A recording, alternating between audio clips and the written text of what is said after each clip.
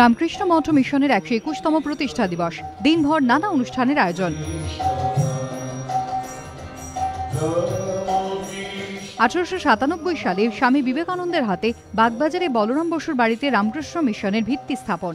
তখন নাম ছিল রামকৃষ্ণ মিশন অ্যাসোসিয়েশন, পরে বিশ্বজুড়ে তা পরিচিত হয় রামকৃষ্ণ মঠ মিশন নামে। কলকাতার পাশাপাশি বিভিন্ন রাজ্যে ছড়িয়ে রয়েছে রামকৃষ্ণ মিশনের কর্মকাণ্ড, এমনকি বিভিন্ন দেশেও রামকৃষ্ণ মিশনের শাখা রয়েছে।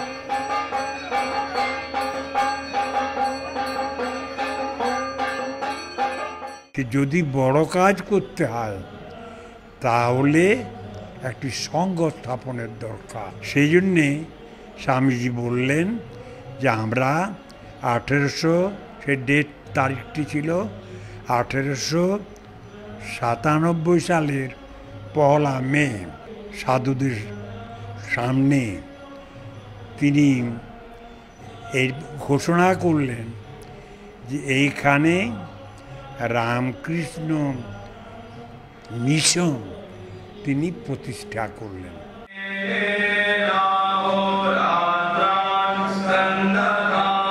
121 বছরে পা দিল বেলুড় মঠ রামকৃষ্ণ মিশন।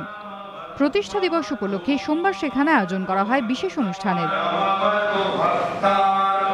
অনুষ্ঠানে সভাপতিত্ব করেন বেলুড় মঠ রামকৃষ্ণ মিশনের সহ সভাপতি স্বামী শরণানন্দ। ছিলেন বেলুড় মঠ রামকৃষ্ণ মিশনের সাধারণ সম্পাদক স্বামী সুহিতানন্দ। এই উপলক্ষে সকাল থেকে ভক্ত সমাগমে মুখরিত বেলুড় মঠ। সঞ্জয় মিত্র, ভাস্কর ঘোষের রিপোর্ট, এবিপি আনন্দ।